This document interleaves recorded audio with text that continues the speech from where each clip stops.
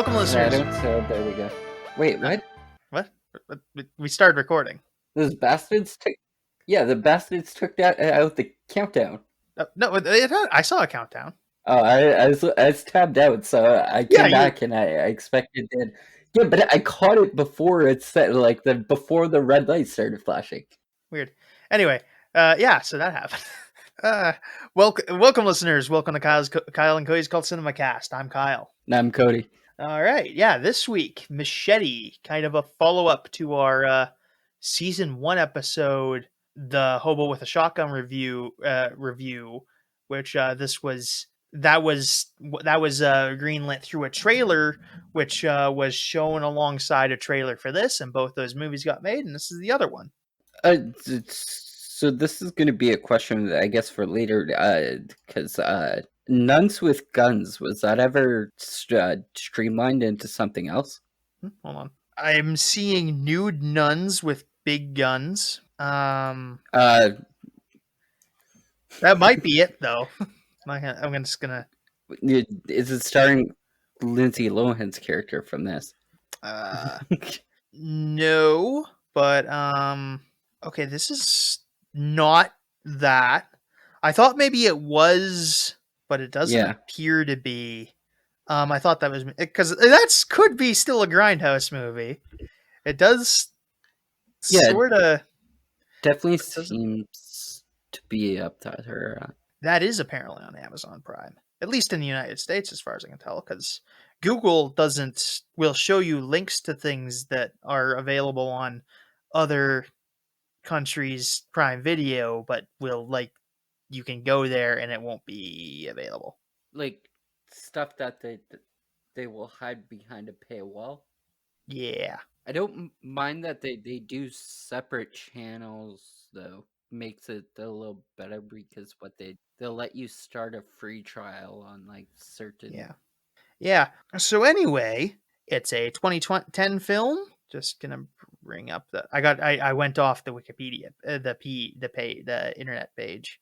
It's a double. So a couple things about this. Directed by Robert Rodriguez and Ethan Maniquez.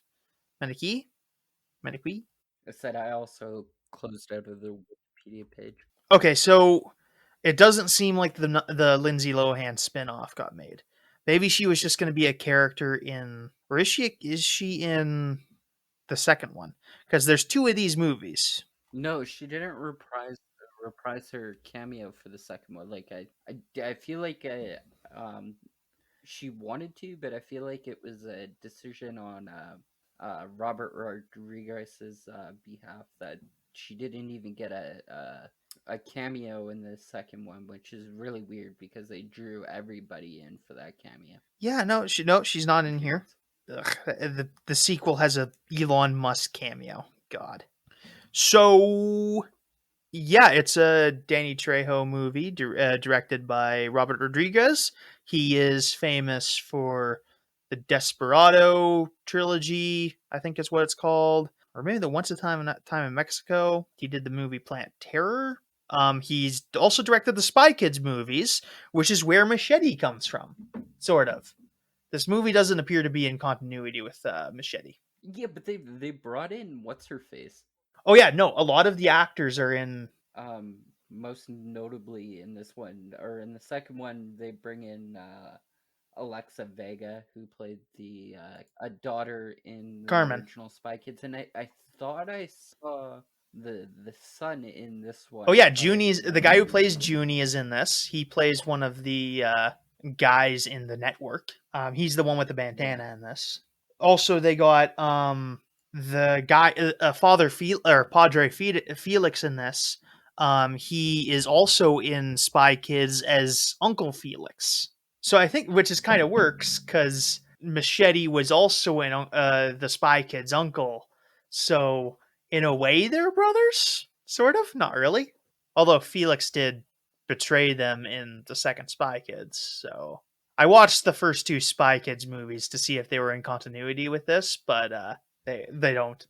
And at least one person's doing research on this podcast is all I'm gonna say, because I don't think I have the stomach to sit through two Spy Kids movies to come back and talk on the movie Machete.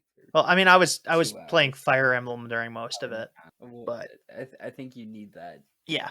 I also falling asleep, but no, and I remembered I didn't need to watch the third one because I remembered it enough from before. I just needed to watch the second one because I hadn't seen it and I didn't know if there was going to be. Wasn't necessary because Machete's in that film for like 3 seconds, and mostly just to show how incompetent he is in that movie, which is weird. They underutilized Denny Trejo in the Spy Kids movies. I haven't seen the fourth one. I have no desire to. I haven't. I didn't. I certainly didn't watch the Netflix TV show. Is there not like a reboot that came out in like 2018 that's also on Netflix? Oh yeah, it's on Netflix. All the Spy Kids are on Netflix. Okay, I'm not crazy. Yeah, no. And there's like a TV show that's on Netflix. Also, did you know there's a Fast and Furious TV show that's it seems like it's aimed at kids? Yeah, I don't fully get that. Spy I think Racers. I actually saw that while scrolling through like kid shows. Yeah, it was at the top of my Netflix, and I think it Do you stars just watch like a weird combination of like Fast and Furious movies and also kid shows to like warrant them being like, hey, maybe you should watch this Fast and Furious kid movie? Don't call me out like that, Cody. Because you know damn well I do. Like, like Power Rangers, I guess, is probably one of your biggest like Avatar. So like, they're like, you are a man child, so here's a man child.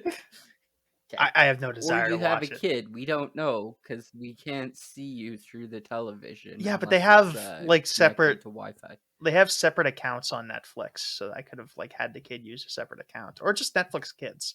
I think that's just the thing you can do. Yeah, well, it hasn't helped that I haven't watched a lot of Netflix on that. Like other than like the last things I've been watching are like Power Rangers and Saint Seiya. So damn, which Saint Seiya? Oh, this is the original '80s one. Okay, sadly doesn't include the. I thought we were gonna have to throw down there for a second. Oh no, I 3D. I haven't do bullshit that looks. I don't know if I'll bother with it. The fuck off.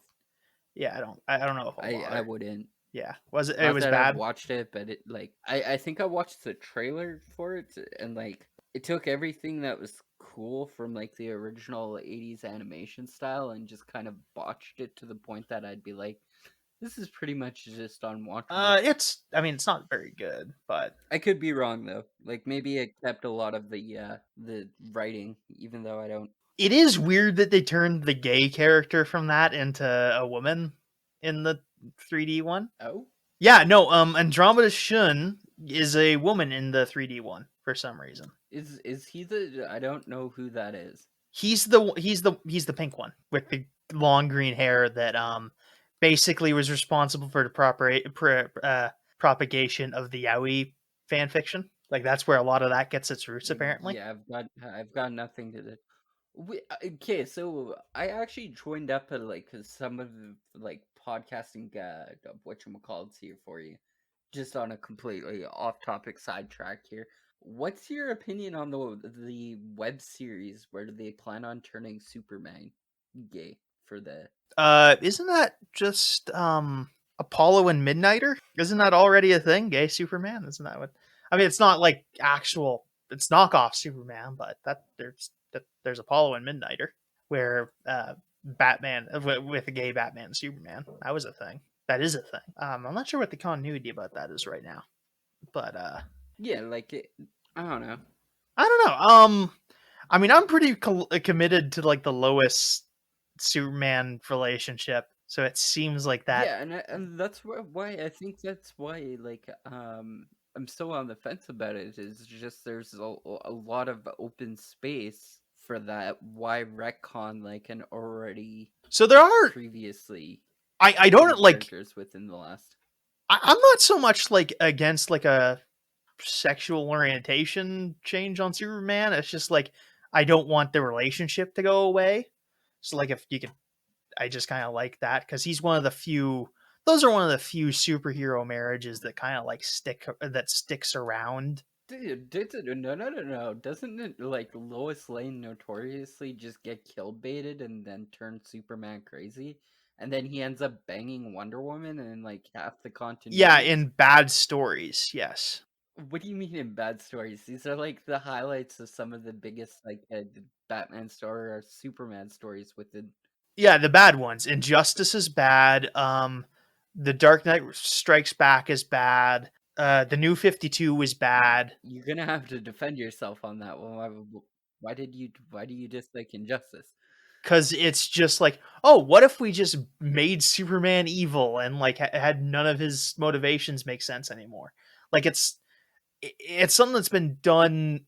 Like the Justice Lords is one of the in the DCAU is like one of the few things where I find that remotely plausible of Superman turning actually evil, and I don't buy that the Joker killing Lois would turn Superman evil. I don't buy it. And that's like literally just the only thing Well, that's he that doesn't story's even about. just turn evil. He goes like full fascism, Oh like yeah, yeah, that I don't buy. I do not buy like that for a minute.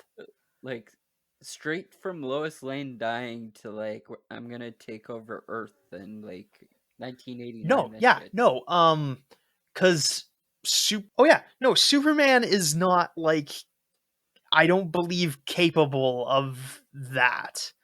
And they're just doing it to make Superman the bad guy so that they have a convincing threat, except not really because we can't have him be as powerful as we want and also have this story have a convenient ending. Because Superman becoming the tyrant ruler of Earth is like you cannot have Superman at his full power doing that, or else you cannot win. Because like I know people don't always like this movie, but Brightburn is like the logical conclusion of what like an evil Superman would end up being.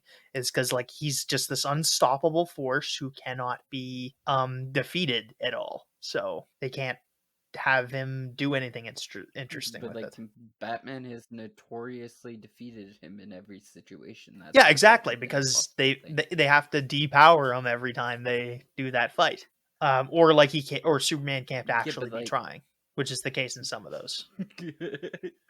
also, theoretically, do you think that like if Batman's suit, like how many times have Superman just like X-ray vision Batman and being like, "Oh, this motherfucker's Bruce Wayne. Let's just like cut him off where it hurts and just And kill him in his sleep." I was just I'm gonna make the joke of like Superman X-Men's Bruce Wayne in the same conversation we've had about like them turning Superman gay. But like, That's a fun little thing. It's like I for a minute there thought you were just like, God, this guy's Bruce Wayne and he's hung like a goddamn damn, I'm not bro. gonna say some stuff about like comic books, but like they've been going on to the like the more risque side of like what comic books for like a lot of people were growing up in like the early, I don't know, 40s and shit like that. But like I'm pretty sure the People have seen Batman's penis now, so yeah, yeah. So Batman's penis has been shown in comic books, and on top of that, I think for some weird reason, I follow a Facebook group called Texts from Superheroes, oh yeah, that's and kind of for funny. like 3 days there, that's all that they were talking about is the fact that Batman won't go down on like poison ivy or something The like Catwoman, weird shit like that, and I'm like, which is is that nonsense, something that but they've brought enough?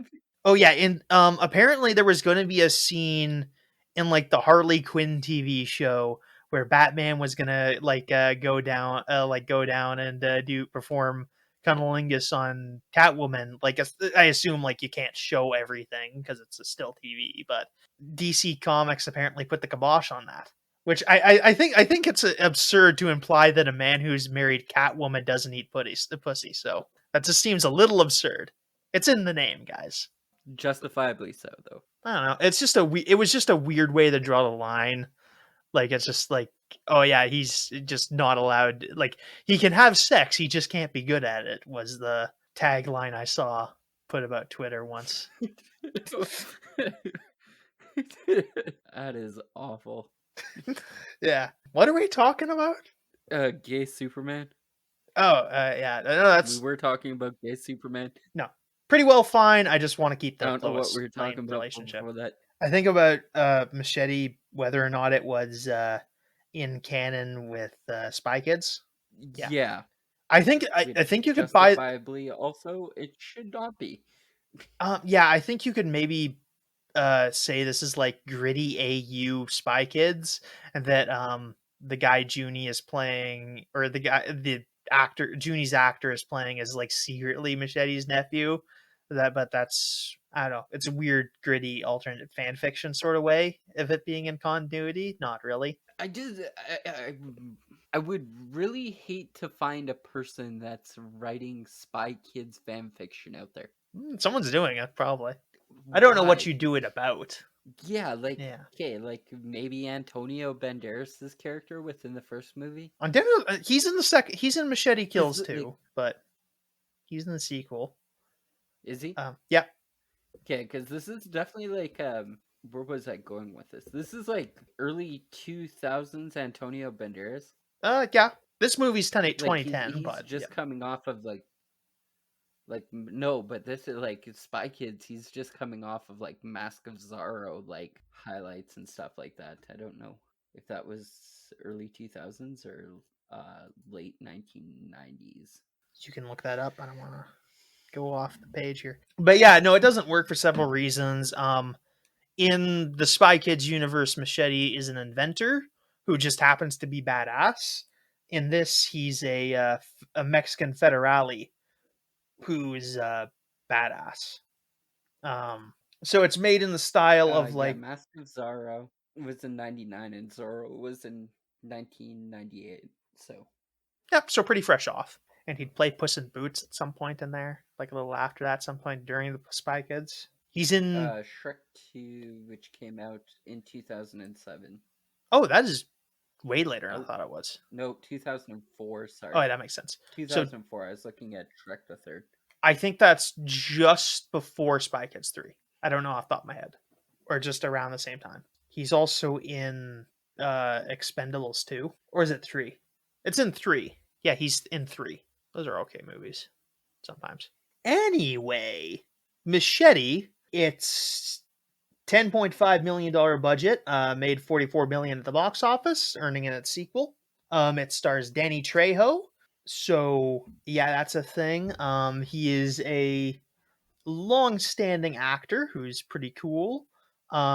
He's an actor, and what was the term they used? But he's like a drug rehabilitation activist and counselor. That actually predates his acting.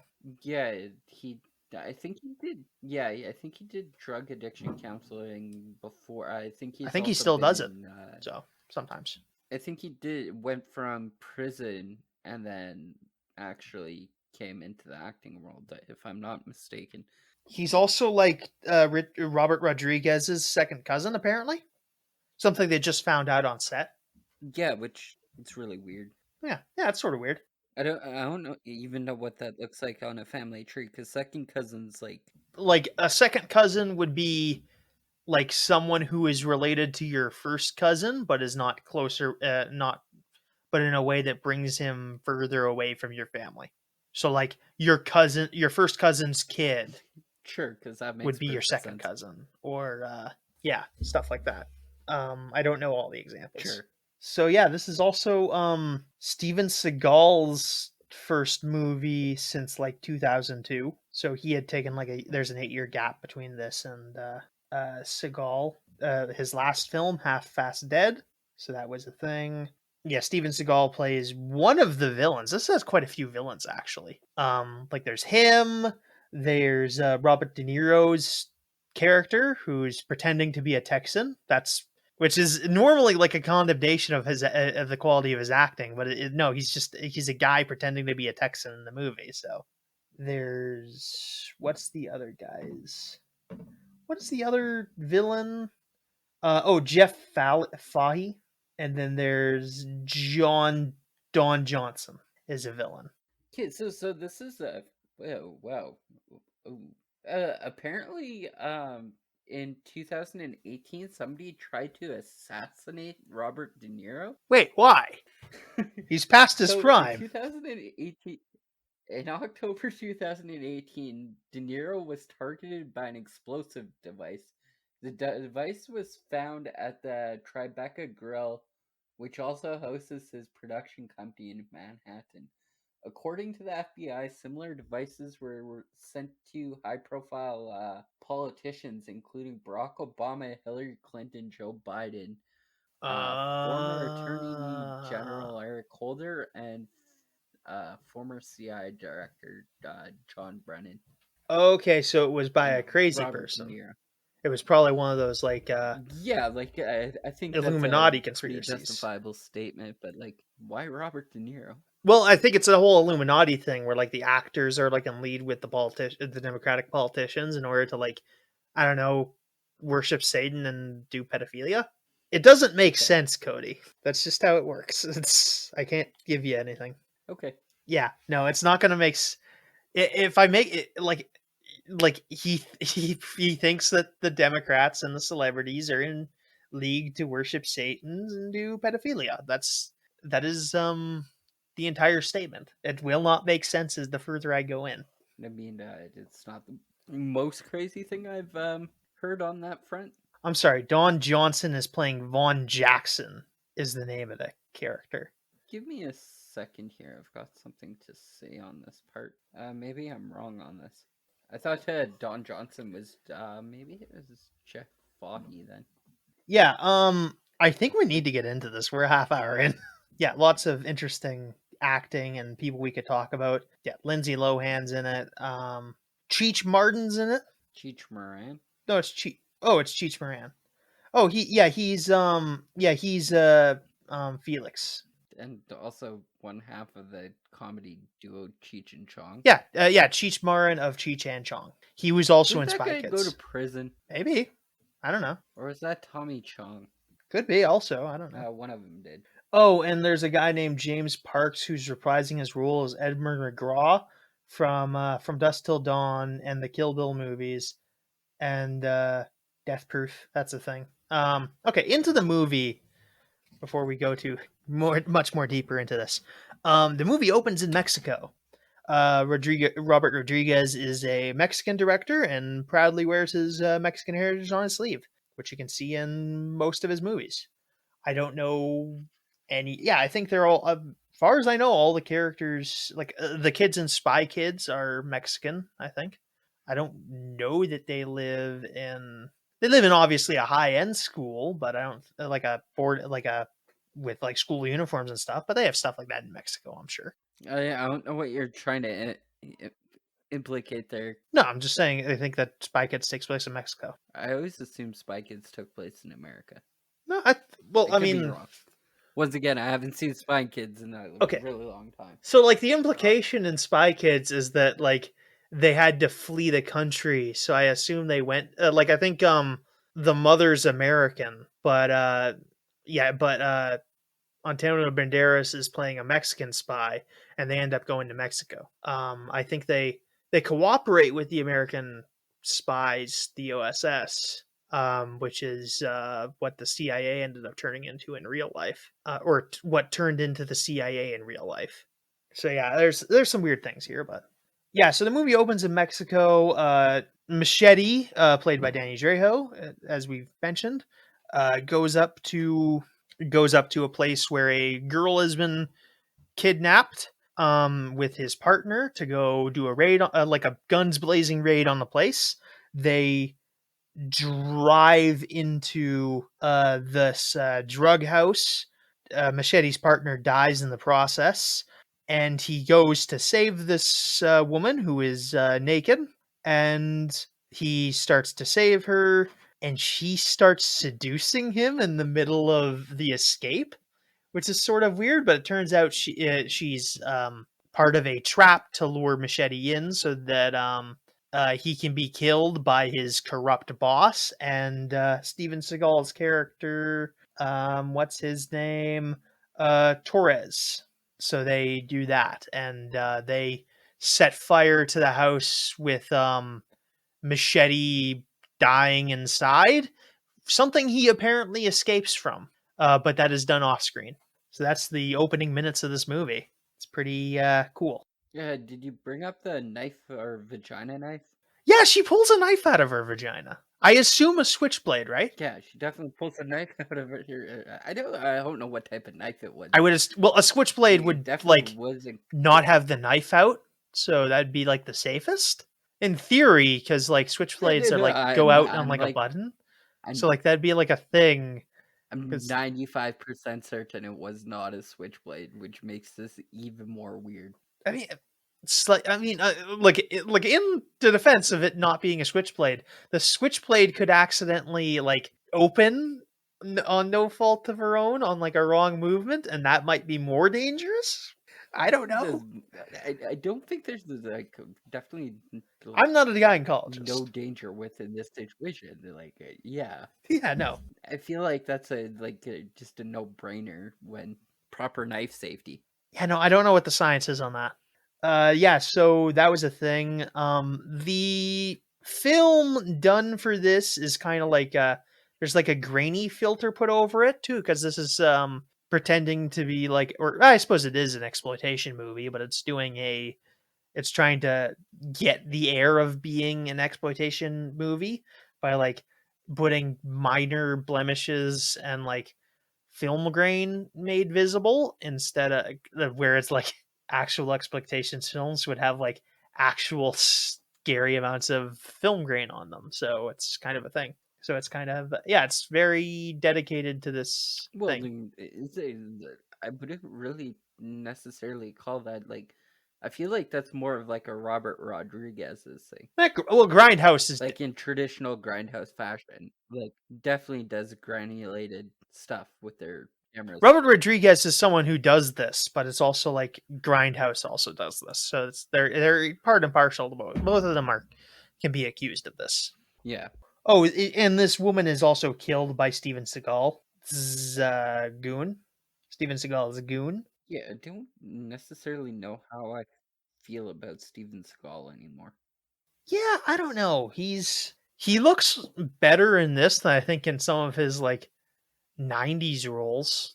Yeah, but it's not necessarily so much like I don't think I've ever seen a Steven Seagal movie, and I don't think I ever will sit down to watch a Steven Seagal movie. Yeah, I don't know. We Unless might, it's like but yeah, early Steven Seagal. yeah, might be a project we look into at one point. Okay, so so outside of us doing this for a podcast, I will never sit down and watch Fair enough. like a Steven Seagal movie.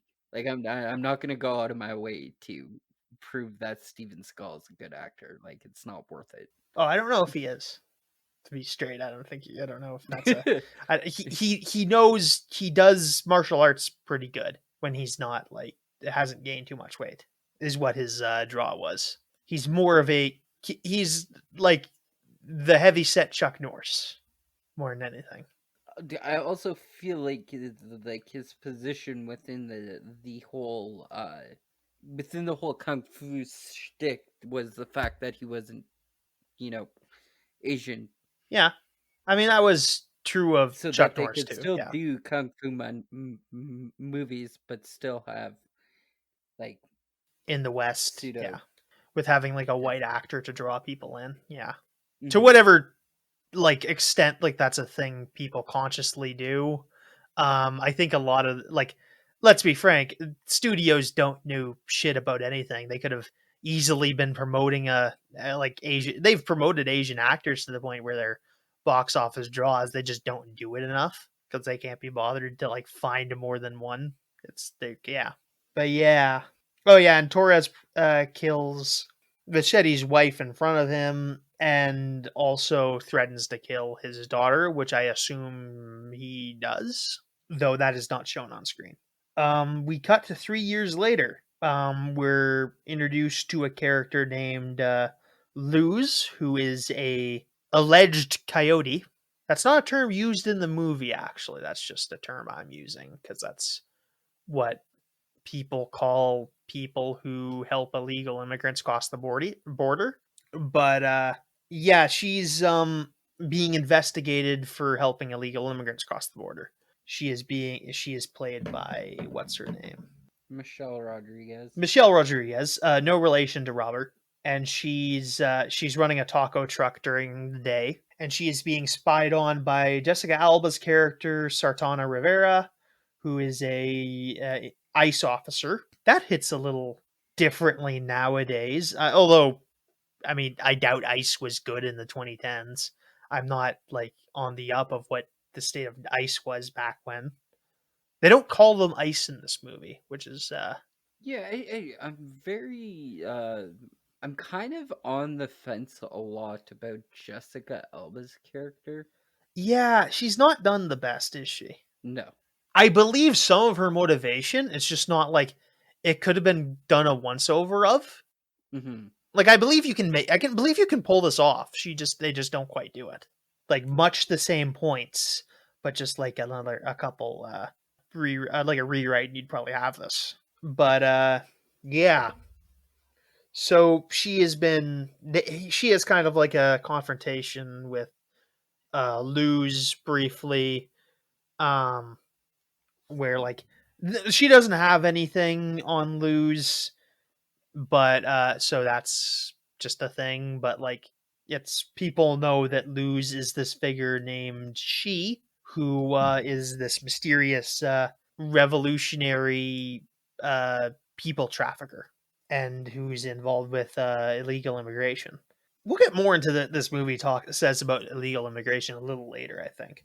But we also Jessica Alba also notices Machete and points out that he's new. He is up in the United States doing day labor along with I'd like to other. point Yeah, out that this is like some real fucking main character energy right here. yeah. No, I mean Danny Trejo has like an iconic look to him. Yeah, but like he's in a group of other people, and she's like, "Yeah, this guy that's clearly the main Oh character of yeah, the I see what show. you mean. He looks really new." Like, it's not like there was a small crowd. There's like 20 people there. Yeah, we have no idea what he Sorry, did in between. We have no idea what he did in the intervening 3 years. We just know that he's here and kind of sad. that seems like a justifiable. Yeah, anyway, we cut to a scene at night where this sheriff guy, Vaughn Jackson, is chasing down illegal immigrants crossing the border as like a vigilante group, and they are murdered. And Robert De Niro's character, Senator John McLaughlin, kills a pregnant woman with a rifle. And this is filmed, and he says, "Oh yeah, make sure you film this and send it to my high dollar billers are gonna like this." So yeah, this is I don't know. I obviously wouldn't know how much solved murders happen along the border, but there are these vigilante groups that like patrol borders without permission and like kidnap people and like harass people. They're always some form of fascist racist. No, these guys are really like this is like the softest version of this is legally dubious at the best of times. Yeah, they gunned down a few illegal immigrants, seemingly who were just kind of left there to die. Oh, and they point out that they murdered the pregnant woman because if the child was born on American soil, that would make him an American, which is true. Yeah, that's just Yeah, awful. no. Yeah, that's a thing. For those of you who don't know, if you're born in the United States, you're effectively a citizen. They did that in order to end. That was something that was put in place in order to end slavery. Even though if you like consider African Americans to be people, that kind of works too. There's a lot of stuff that like governments do that like contradicts constitutions, but it's just what they did to make that work at the time. You needed like a second thing. 14th Amendment, I believe, is what it Why is is. the states just like a fucking just like an awful place? Like Because a lot of the founding fathers just spoke about freedom in theory and were doing it for their own ends without really without really like banging on about like what the true implications of what they were saying was. yeah, that's one thing I like about Hamilton. I mean, Hamilton's pretty well American propaganda too. So Yeah, but like at least they understood, like, oh, we're gonna put like a British king in it who's gonna occasionally come along to sing a song about how hard it is to actually govern a country.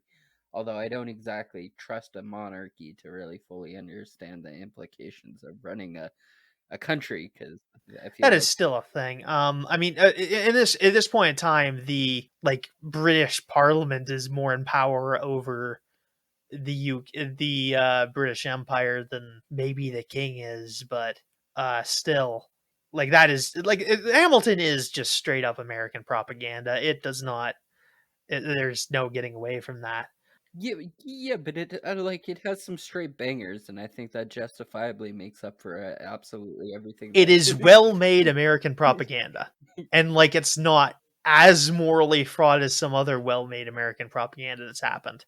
But no, it is what it is. Like he can do a good job, and also like have some morally dubious stuff about it. Like the entire thing's I mean, the thing makes you sympathize with.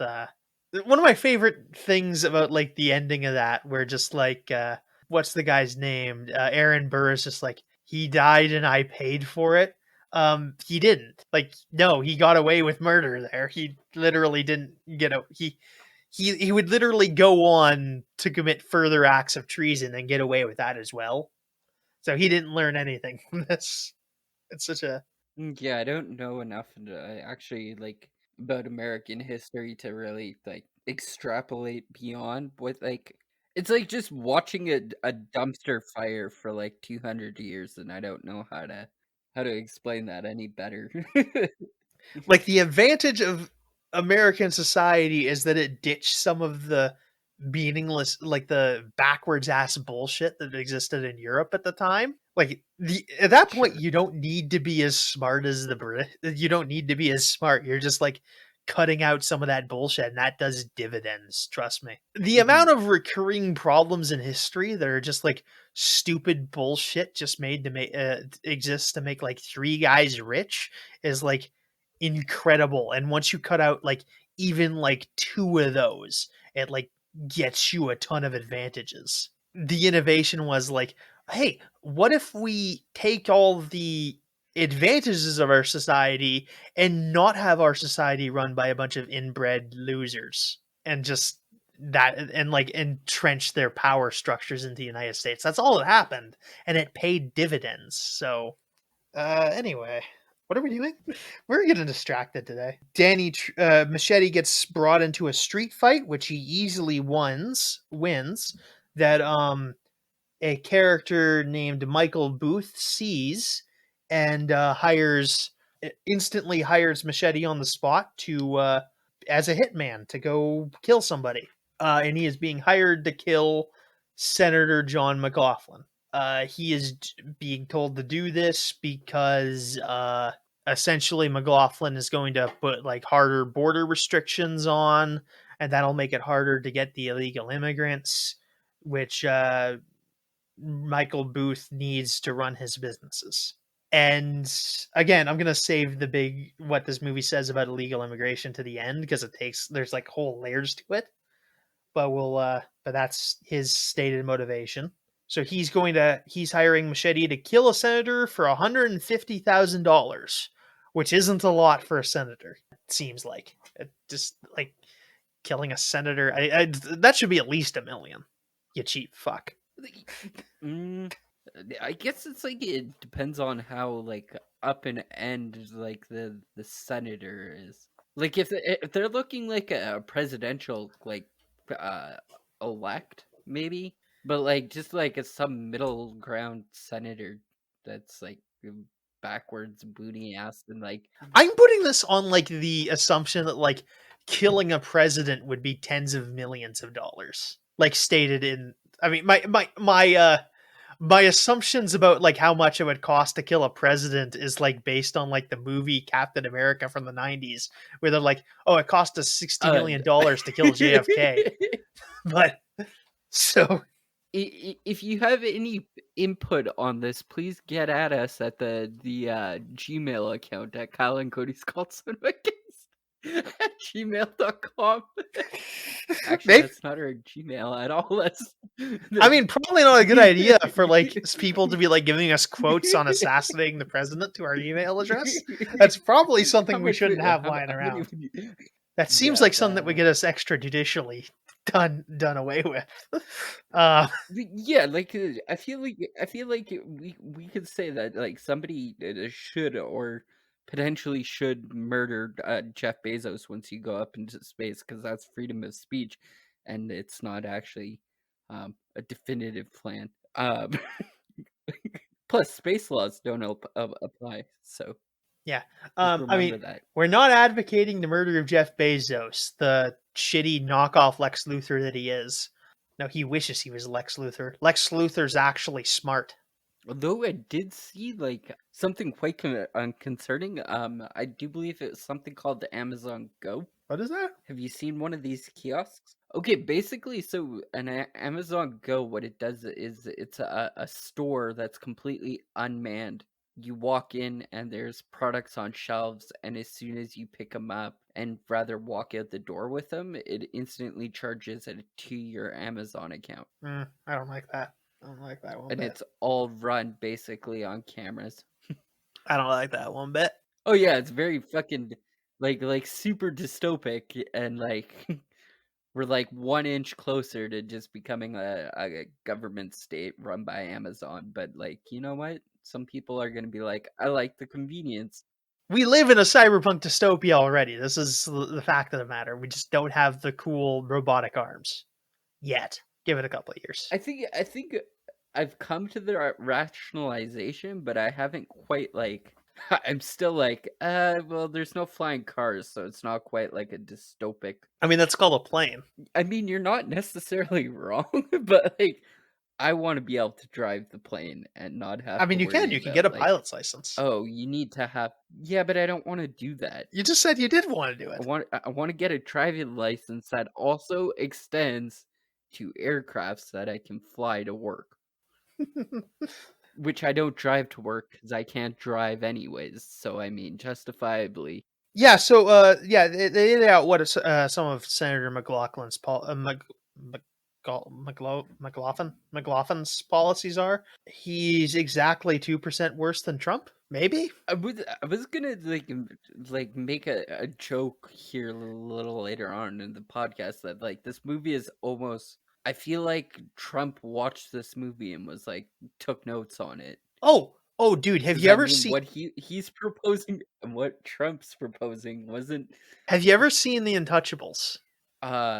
No. Okay, like after this, look up like a clip on YouTube that shows like fucking what's his name? What is the fucking bootlegger guy's name? Al Capone.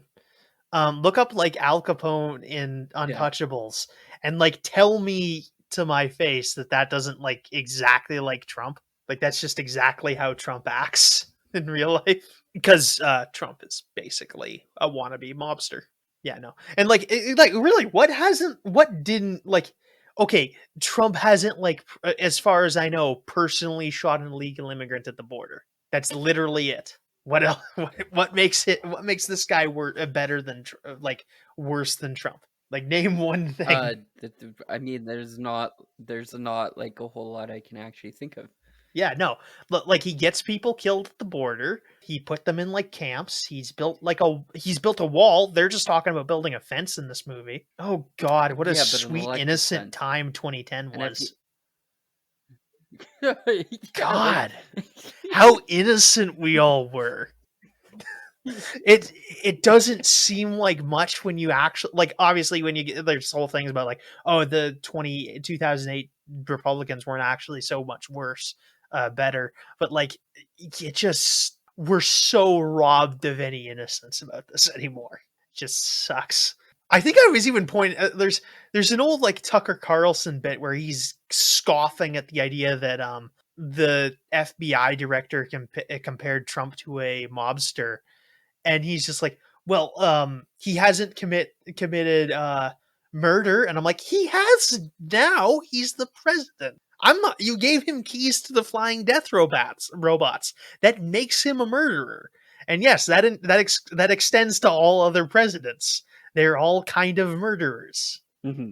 So yeah, no, Up he's until drones weren't a thing.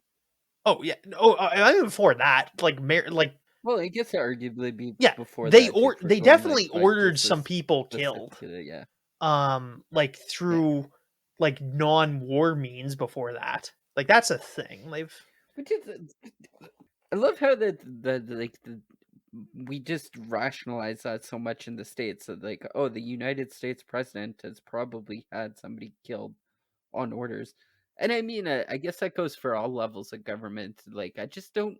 Maybe Canada, no, but probably Canada. like I mean even beyond like war.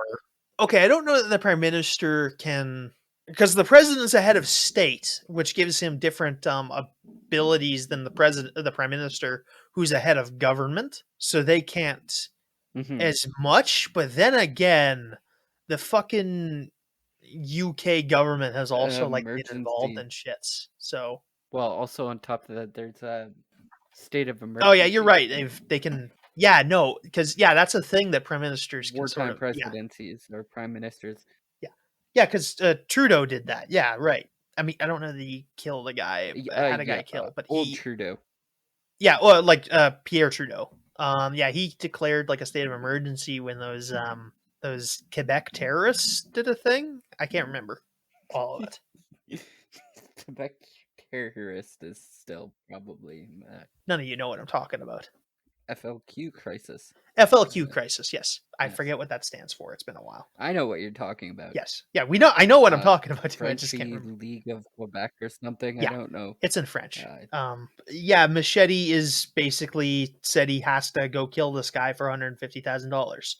He is basically forced into the matter. Ends up giving the money to Luz so that he can support her immigration efforts under the table. Yes, Because I guess he doesn't want the money and he doesn't know how this is gonna go. and in fairness, I feel like Louise isn't a really good. Oh, just Luz. It's not Louise. Whatchamacallit? Luz. Like LOS, Luz. I feel like Luce isn't a very good business person because she just hands Machete a free taco and coffee within like the first 2 minutes of them not even meeting. She's just like, "Hey, you're a random dude on the street. Here, have a free taco and ice cream or coffee." Oh, I assumed that Luz had like smuggled Machete into the country. I don't think she did though. Okay, did it like was it? I don't think it was said off screen because I mean it's they know each other and he knows what she's doing. But I think you know her network. Yeah, but I feel the like network. he yeah, that's what I was saying. I was about to say I feel like he went through like a middleman. Yeah. Oh yeah, Or that's probably considering he's ex-Mexican government official, he might have just like, I know where the border line's not going to exactly be the strongest. I'm going to cut my own path across. Could be. Anyway, he takes his big gun that he was given and his machete, which he took, to go kill the senator. He's about to like aim for his leg because he's just gonna wing the guy and say he missed because whatever. But then he notices that there's another gunman who shoots Machete and then shoots McLaughlin in the leg, so that Machete can be the scapegoat for this. So Machete fights some guys off before eventually getting arrested. It turns out they're fake cops who are just going to haul him around, but it turns out they didn't fleece him good enough, so he breaks out of his cuffs and uses his machete to kill them. The car flips and he crawls out of the debris. Notoriously, this is like the JFK assassination all over again. Oh, you mean how like they figured there was a second shooter? Well, if you attest to the theory that JFK was assassinated by the CIA, that what's his face was a scapegoat. Okay, so like the closest thing I've heard about that is like what might have happened is like one of the Secret Service guys accidentally shot him.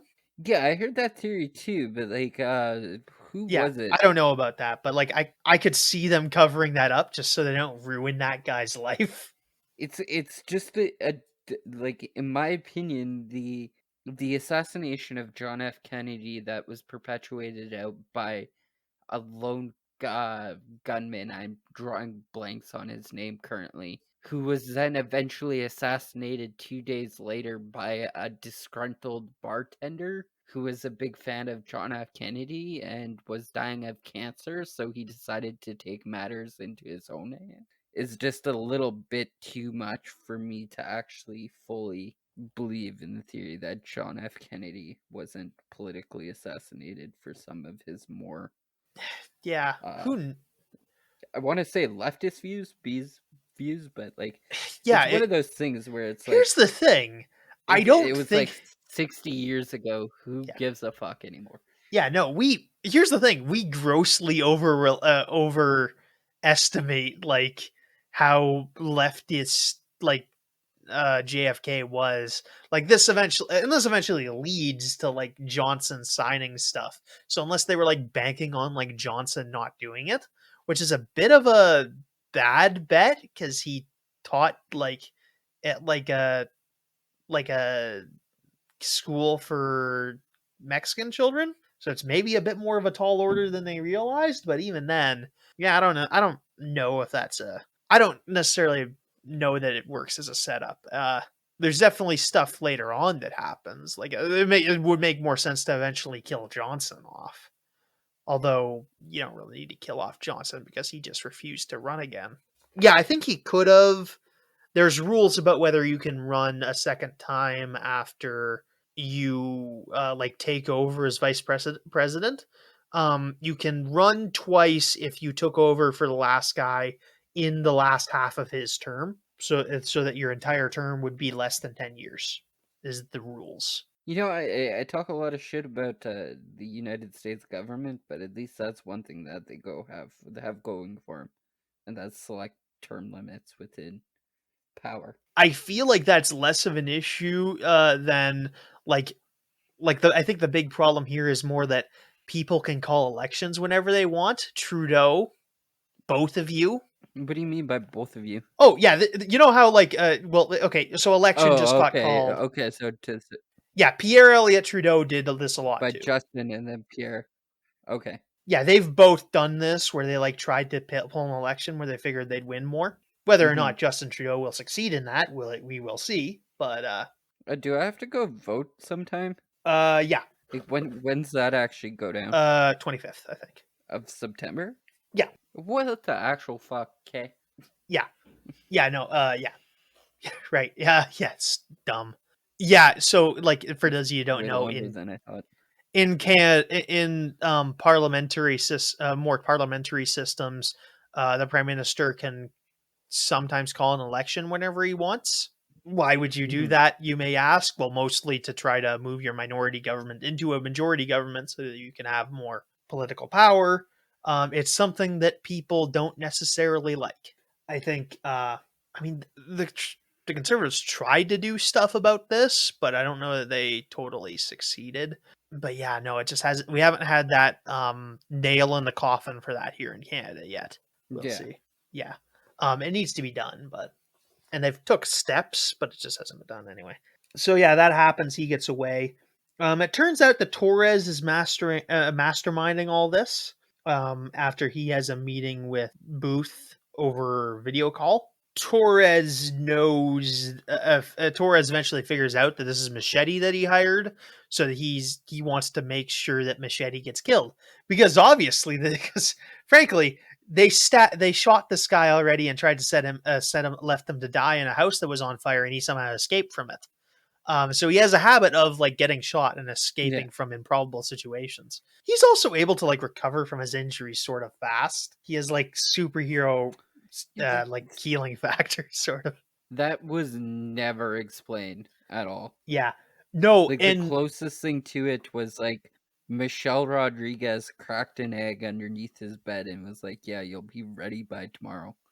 And I'm like, "What?" Oh yeah, yeah. So Luz, played by Michelle Rodriguez, eventually finds Machete and takes her into takes him into her home, and she like cracks an egg onto the cement floor underneath where he's sleeping because that will caused the egg to cook because she lives in a shitty house?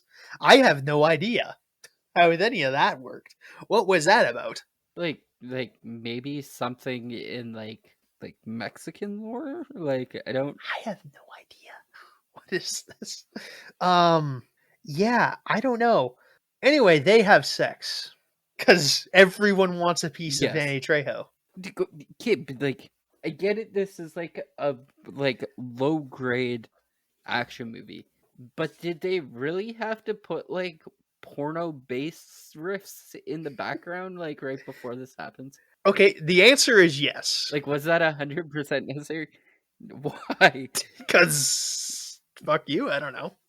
Like, I don't know. It's like exploitation that's as movie. good as the answer as I'm gonna get. Because like, Yeah, it is.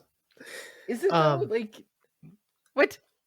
Yeah, I guess there's like a little bit more nudity than I actually let Yeah. on, but like Oh yeah, there's a good bit of nudity in this. partial nudity. I mean, yeah, I suppose it's not like literal hardcore pornography nudity, but I'd still call that full nudity. Kind of like Yeah. I don't know. Like it's kind of like there's a good spread between like I don't know how to say this without coming off like super sleazy, but like yeah, like there's a good separation between like well placed hidden nudity. I guess that's partial nudity.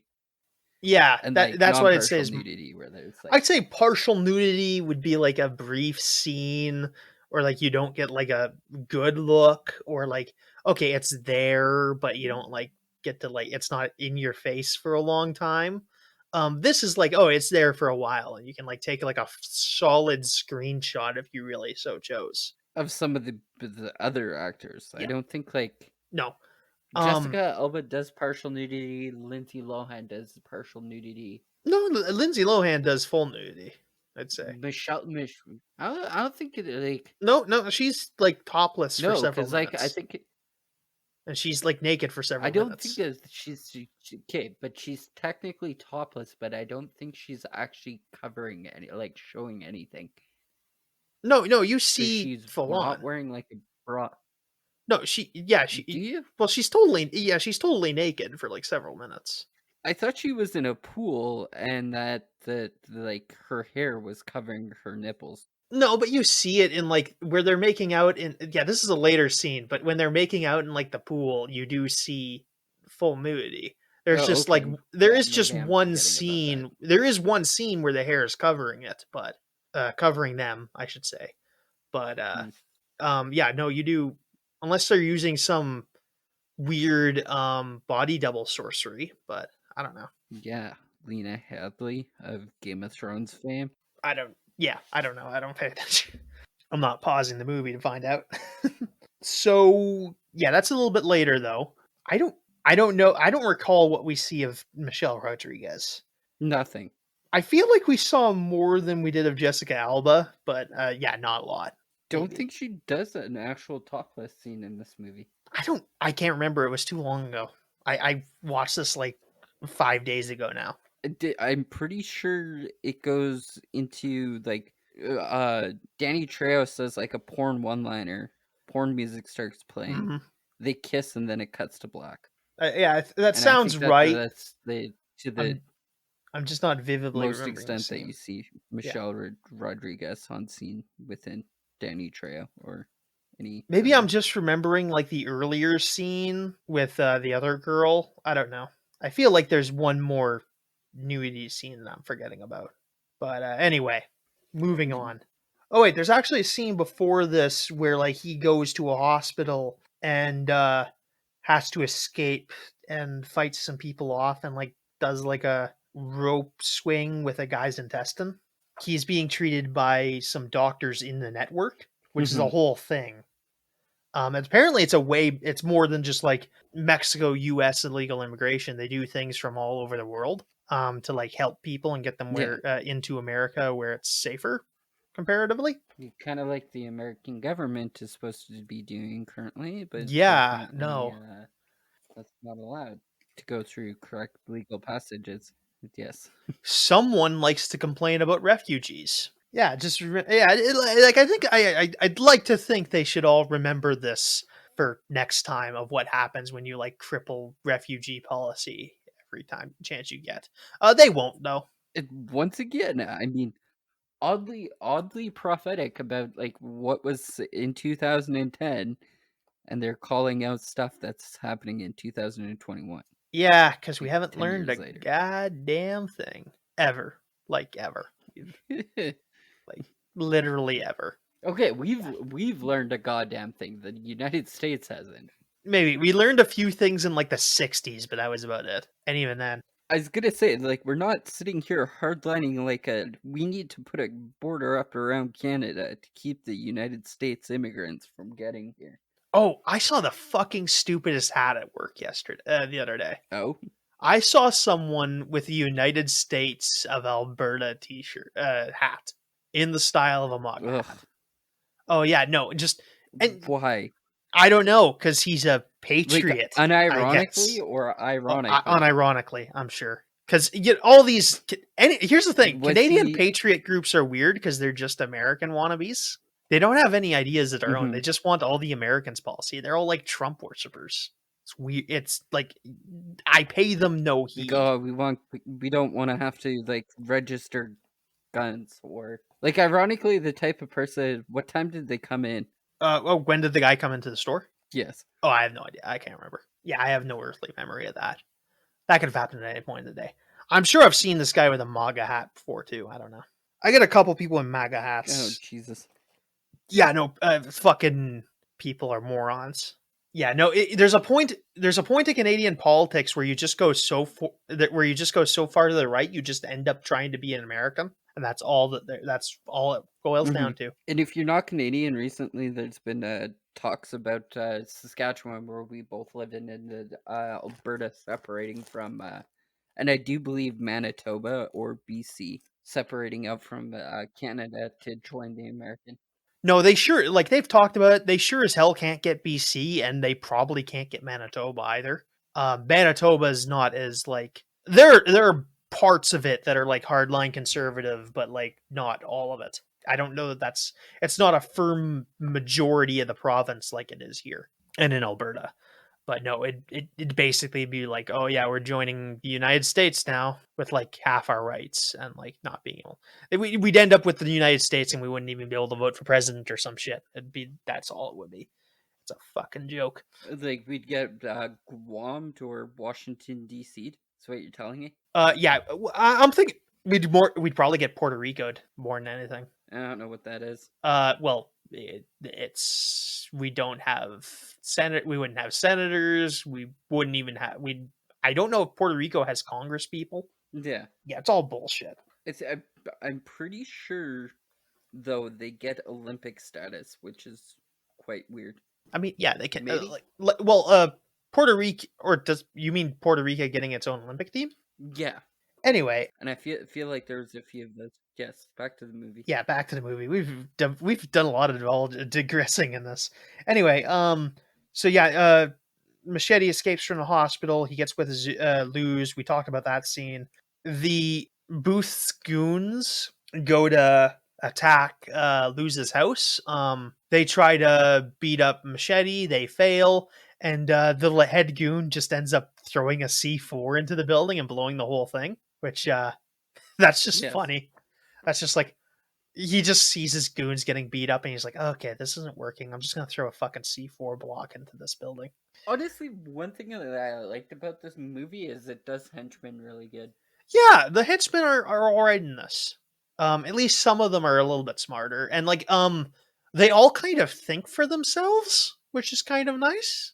Like, it's way more like realistic than like just anybody else I've seen do henchmen. Yeah, we'll talk about Vaughn Jackson a little bit more later, but he definitely has a mind of his own, and so does this guy, for the moment, because after this, he ends up getting strangled by Booth, and Torres commits to going to the United States to go handle this himself. Does he go to Alba next, or does he go to Felix next? Alba, I think. Yeah, he ends up. He goes to Alba next because Alba's pulling up to Luz's. Alba picks her up. Yeah, Yeah, Alba's going up to go to Luz's house to go pick her up, and a guy just falls out of the sky from the explosion onto her car, and Machete gets roped into that. She's since figured out who he is because she ran his face through a facial identification thing and found out he was a federale, and has come to the conclusion that there's more to this than what's going on. What the fuck's a federale? Federal officer, just dumb fancy Mexican word. On which side though? Mexican. Okay. So it's like it's not. I'm saying it weird, but it's like federal es. So federales would be probably like if you were to pronounce it more with the accent, it would be like federales, and like us accentless weirdos say it like federale, because we shorten our words to sound more Anglican. But once again, they say it within the movie, and it all sounds like federale. So yeah, no, I mean it's close. It's a subtle like they like in the proper dialect you pronounce it with a bit more of an S sound at the end, whereas we are lazy and just cut it out and don't do that. Particularly my people. We live in a place where with the Souris River, the fucking Notre Dame, Roche Percy. Anyway. Yeah, we're not even gonna start on like all the French names. Bean Fate. So yeah, they talk. They get each other up to speed. Sartana points out that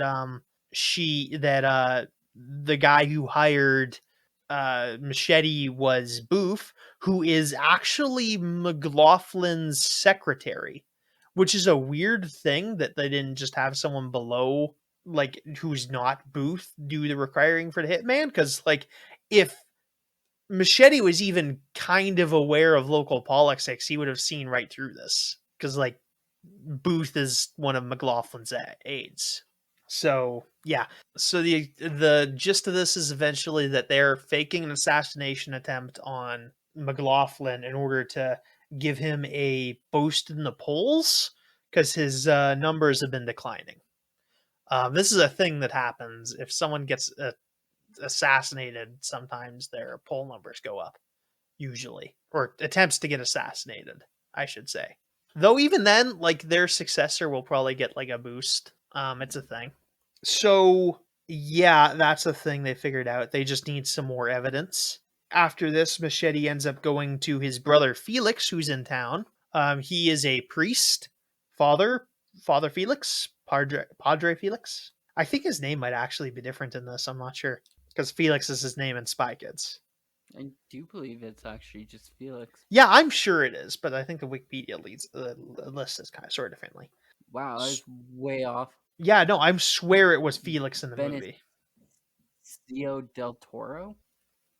Wait, I think that's Twitter vandalism. Benicio Del Toro is like an actual guy. Like if I'm to Google it. I don't think it is. I think it is. That's Benicio Del Toro. I am like semi-certain that's like an actual guy. It's loading. My internet sucks and I'm using it for this, so it's taking a little bit. So yeah, they they interact with each other. It turns out that Felix is the guy is like taking confessions from Michael Booth, because this is his church, I guess, and he's talked a bunch about like what he's been doing. And yeah, Benicio Del Toro, he's a Puerto Rican actor. I thought you were thinking of there's the director. There's Guillermo Del Toro. Yeah, Guillermo Del Toro. I wasn't even gonna try and pronounce that. So yeah, no, this is Benicio Del Toro is an actual guy. So I think that's Twitter vandalism worth thinking of. Yeah, so it turns out like Felix has like a ton of evidence on Michael Booth because he's been recording their confessions, which I guess is just like a thing. Although Felix is a federale, so or what is also a former federale, so he might have just thought that was a good idea. And the guy's a fucking criminal. It might just be like a good thing to have like his illegal? Oh, probably. I don't know if it's illegal in Texas. You could definitely argue that it would. I'm sure that's a thing you could say. Some form of secrecy within like the church. for confessions? Is it like Yeah, I don't know what the law is on that. an oath of, well, like lawyer has an oath, a doctor has an oath. Like, why wouldn't a priest have an oath? Okay, there is one. I just don't know if it's legally binding. Then yeah, that's justifiable. That's fair. That's certainly like a big court case that you could be having if it's not like stated.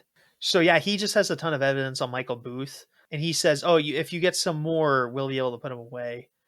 Because they just need like physical evidence, because at this point it's just stuff that Michael Booth has said, and you can't prove anything based on that. So Machete goes to break into his house. He tries to bluff his way in as a gardener, which he pulls off, and eventually gets roped into, I guess, a porno shoot between Booth's daughter, who is played by Lindsay Lohan, and her stepmom.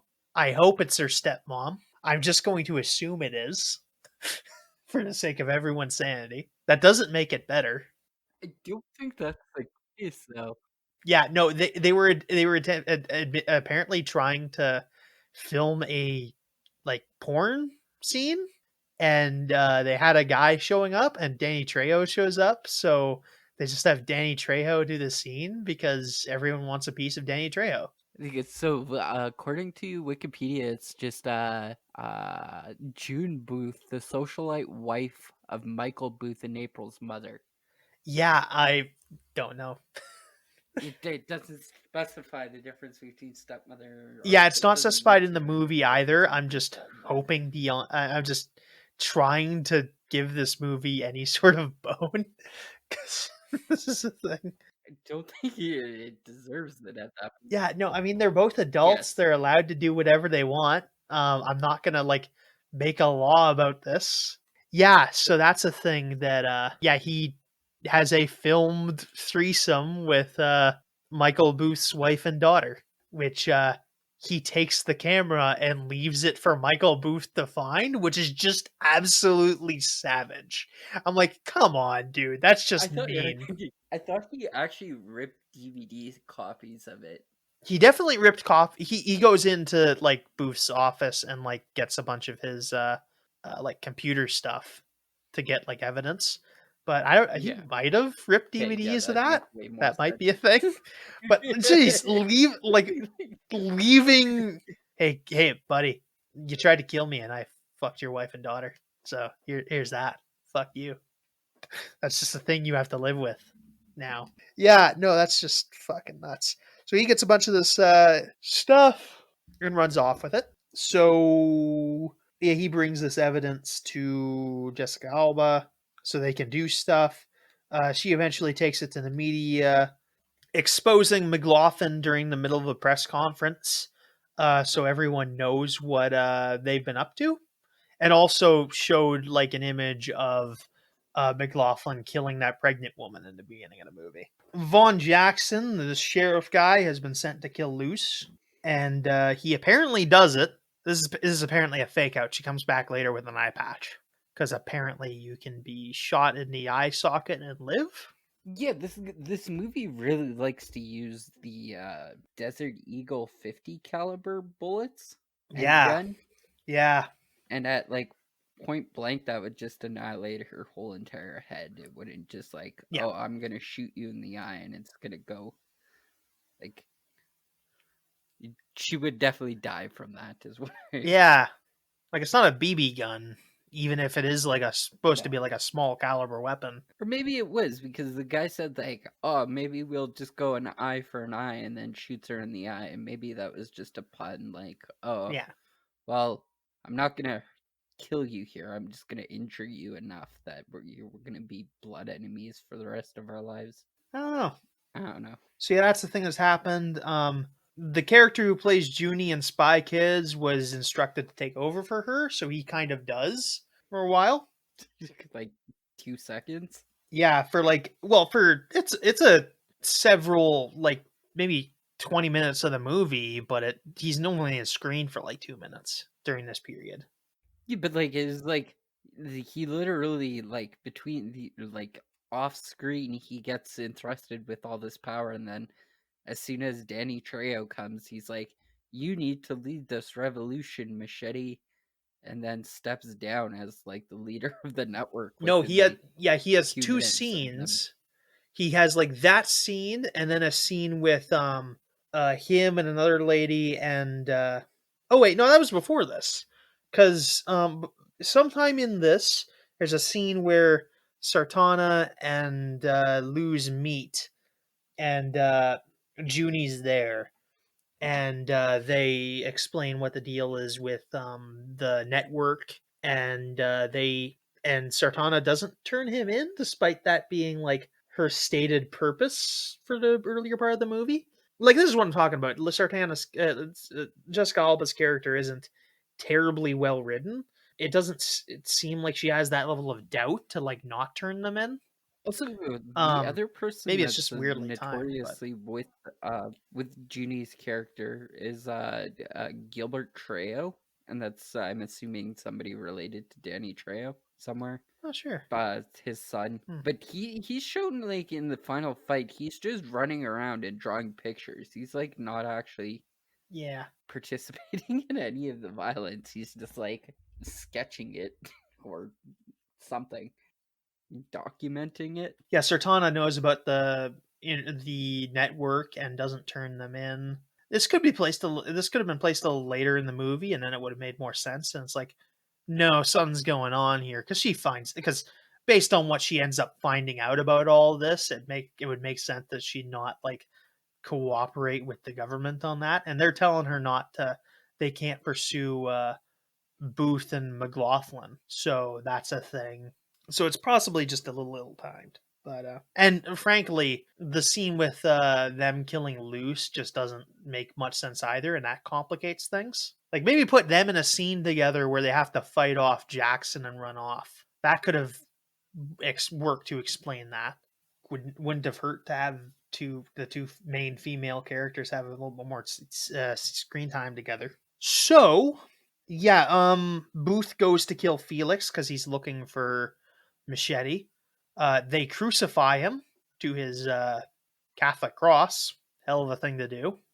I never get why people do that. It's just like, oh yeah, let's weirdly crucify this guy like Jesus. That totally doesn't make us the bad guys.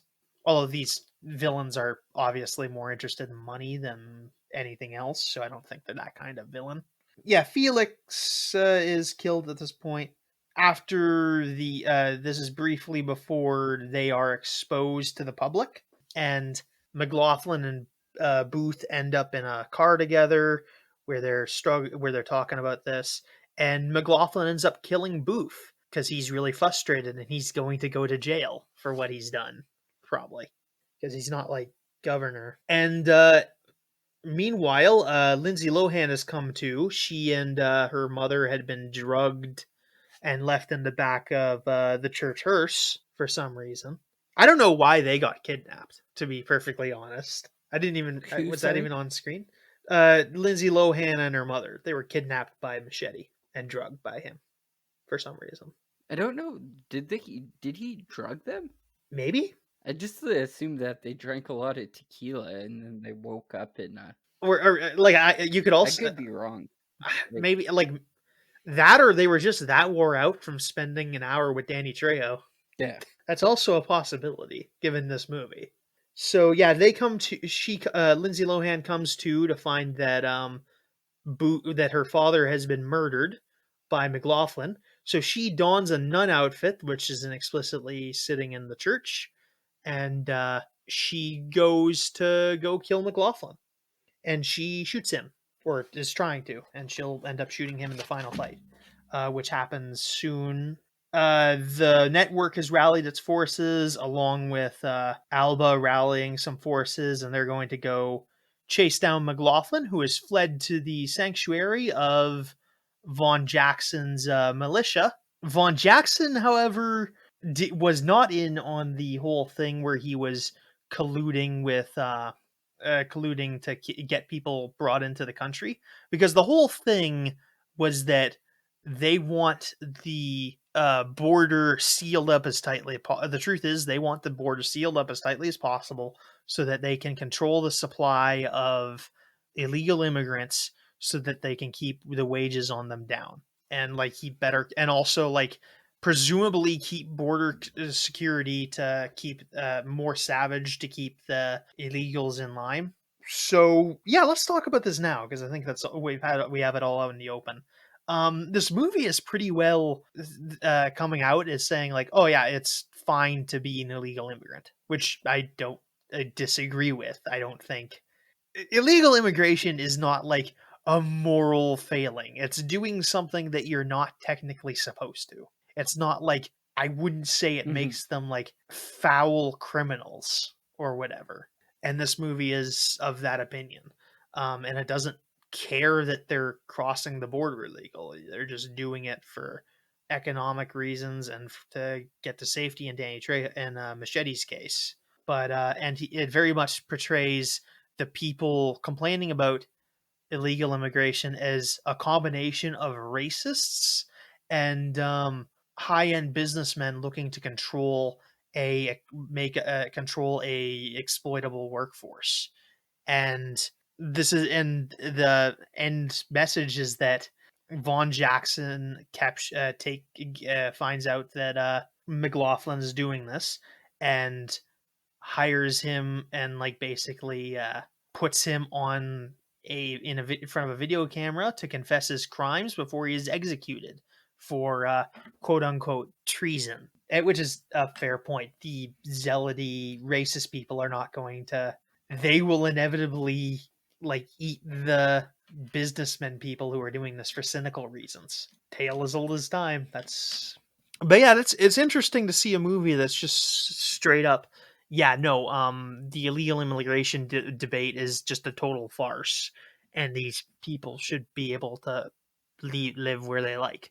I think that's a fair reading of the movie. And Yes. also, the police are not seen in this movie at all. Like, the closest we get is those two fake cops who take in Machete at the beginning of the movie, at the end of the first act. But no, law enforcement is portrayed as non-existent in regards to resolving this ability, which is somewhat true because law enforcement doesn't like to go after hate groups. Yeah, no, yeah, it's just interesting seeing them be out and out about this. They're not I think it's because of the lower budget. It's only 11 million. There, if you were making this movie for $100 million, you'd have some guy breathing out your neck and saying you can't say things as blatantly as this. There are some exceptions, of course, but they generally won't let you say stuff like this in $100 million movie. That's like that's why cyberpunk is kind of stifled in cinematic form, is because a lot of cyberpunk is like, oh yeah, capitalism's evil and we can't have that happen. Also, it's weird that they never refer to Von Johnson's group as terrorists, or Von Jackson's group as terrorists. So just I want to go back here to the something that I just read about the home media release. So Rose McGowan is featured as one of the Osiris henchmen named Boots McCoy. Hmm. The scene in which Von Jackson shoots Louis loose is actually different in like the home release, and it shows her shooting loose through a cat she is holding. Well, I explain why she lived. Like it's just like it's just like such a weird like, oh, Yeah, we need to rather add this in or we need to retcon it. Like there's no real in between. Like do you think that they're like, we don't want PETA on our ass, or I don't. like what do you think that there was a need for that change? Like I don't think that most people are going to be like walking away from the movie feeling better if they saw a cat die. Like, I don't think this is like an whole on animal yeah. rights thing. I think that's just like generally something that would displease an audience. It's like there's generally, I don't know. Like, I think that might have just been like, oh yeah, killing an animal on screen is too rough. It's just a weird thing because like it's a weird thing about human psychology. We'd rather see a human die than see an animal die sometimes. Not in real life. This is a point I made like way back in the day. I think I was in grade 8 and we were watching the movie Inferno I think it was Inferno, where they're all trying to escape like an inactive volcano that finally went off. I'm pretty sure it was Yellowstone, because that's been a thing that like we don't really acknowledge here as much as we probably should. Is that like if that volcano ever goes, like half of North America is just completely wiped out. But I regress away from that. But like one of the things that I brought up, I do believe it was actually a Disney movie, and I said in class, I said, you know, it's a Disney movie when the grandmother dies, but in the end they save the dog. Oh, jeez. That's what happens in the movie. It's like, No, yeah, I think they took that out just because they don't want people react badly to animals being killed in movies. Yeah, yeah, they never call these people terrorists, which is weird. They just call them vigilantes, which is odd. I mean, technically, I guess, but they're so Machete and the network end up interrupting this attempted show trial. They have a bunch of fancy guns. Machete has like a minigun strapped to a motorcycle, which he fires for a bit. Luz shows back up with a eye patch, holding like a Liefeldian assault rifle, and they kill a bunch of people, and they get into a big gunfight. Luz finds McLaughlin and gets them, puts him in a outfit like how the Mexicans dress, I guess. And he joins their side, saying that, "Oh yeah, I'm not even from Texas. I'm from New York," because of course it's played by Robert De Niro. So yeah, he's how good at. I mean, he does an okay Texas accent. No one notices it. So yeah, he ends up fighting with him for a little bit before Lindsay Lohan finds him and kills him or shoots him. She doesn't actually kill him.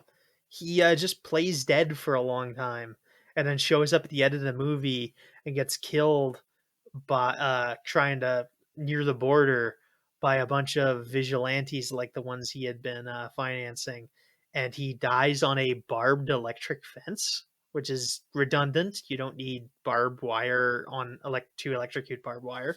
okay, so here is my problem with this scene here is she shoots him 3 times in the chest, Yeah. point blank, with like a magnum, like oversized Oh revolver, yeah.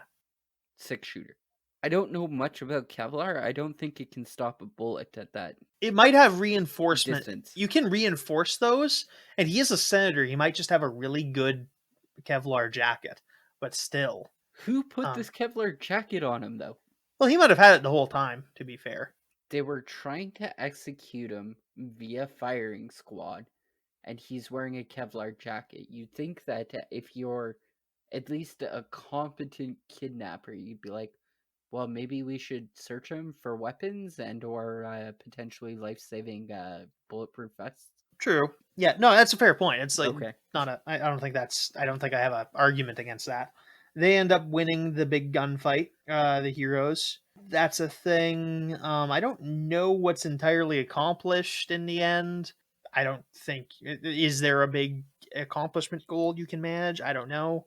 As Machete's going off into the sunset, he is encountered by Jessica Alba, who rides off into the sunset with him, leaving her police car running in the middle of the road. And that's the end of the movie. And theoretically, also an identity card stating that the person that kidnapped her was potentially Danny Trejo. Yeah, I think that she gives him papers to be a citizen. I don't know. And then he turns them down, though. Yeah, he does. I don't know what happens in the sequel, so yeah. Yeah, but like, was she like, okay, that's nice. I guess I'll just go fuck myself. And then, like, I pulled a lot of strings to get these. I guess I'll just drop them, like, take them with us. Like, what do you do at that point? Yeah, but yeah. So Jessica Alba also presumably sleeps with Danny Trejo off screen. Yeah, no, like all the women in this movie are desperately wanting Machete, which fair enough. That's I'm not gonna judge them. Like, I think it was like 6 out of the 6 for 6, maybe, except for like no. No, 5 out of 6 of the The two the main nurses shown in the whatchamacallit in the hospital were both like kissing on Danny Trejo, Lindsay Lohan's mother, Jessica Alba, Michelle Rodriguez. Yeah, every woman in the movie wants a The piece of only- Machete, unless At least any woman that was on screen with Danny Trejo. which most of them end up being there at some point. Like, there's some minor characters that don't, like the TV reporter that Jessica Alba hands off doesn't have a scene with Danny Trejo. Doesn't. Yeah, so that's a bit weird. So I think this that's still really- passes the Bechdel test, though. I don't think it does. No, because there's more than 3 named female characters, and they talk about stuff other than sex. Some of them, so. I think the Bechdel test though revolves around something. There's more to it, is there not? Like that's like base level. Well, I look think at the there's rules. More levels of the Bechdel test. I'm pretty sure it's like they're not allowed to talk about nothing but boys for the whole entire. Yep, which they don't. And I feel like they talk a lot too much. Well, they talk too much about Machete though. Okay, but they do talk to do talk about stuff other than boys, and do talk to each other about stuff other than boys. Like that is a very vague concept. Oh yeah, no, it's a vague test. To be fair. Okay. Okay, I'm finding it. Like, are you instantly disqualified? Like, if the work features at least 2 women who talk to each other about something other than a man, that they do, and they also, that's all it is. It's just two more female characters that are named that talk about something other than a man, which happens in this movie. Yeah, I think that it does pass. I mean, obviously, it's not a great. It's maybe I think there's maybe could be a side thing where they can't all be naked, but that's. I don't know. I guess depending on if you're going loosely, I think it does pass technically, which I don't know. At least the characters are they are all characters. according to BechdellTest.com, yeah, they definitely pass it, but I feel like this is just person entered. I don't know if it has anything does the Bechdel have something against nudity per se? I feel like most pornos could probably pass the Bechdel test. Now that I'm thinking about this, that may be an issue. I think that's like a really weird middle ground though, where does sexual innuendo correlate to talking about sex? And I guess technically that's not even a part of the Bechdel test. Okay, I mean, still, there are scenes that where women talk to each other about stuff that it has nothing to do with sex. So it does still. It's like I'm here to fix the sink, and then she's like, "Well, I can't pay you to fix this sink. Is there another way that I can pay you to fix this sink?" That's like innuendo. It's like I'm here with a large sausage pizza to be delivered, and then she's like, "Well, I can't pay for this large sausage pizza. Is there like an alternative way that I can pay?" Okay, no, that I think it would count if it's innuendo. Because I mean, usually there's a scene where they'll talk about something. Usually, I don't know what they are. I usually pass the word through them, but sure. Yeah. Anyway, so next month, we got another sub-theme entry, and then we're also going to review the 2000 Dungeons and Dragons movie, because this is apparently a bigger fantasy season. A lot of fantasy this season, which is I can get behind that. But are you exactly angry about that? Yeah, no, we're both fans. We can both be fans about that. That's happy. Is there any more fantasy later in the show? Maybe. I don't know what all the movies are entirely about. Oh yeah, there is at least one more fantasy movie later in the season. Maybe 2 more. It depends on we'll get into this. We'll talk about this in the finale. Whatever. So you can follow us on Twitter at KC Cinema Pod. Follow us on Facebook, YouTube, and Instagram at Kyle and Cody's called CinemaCast. Are we not doing scores?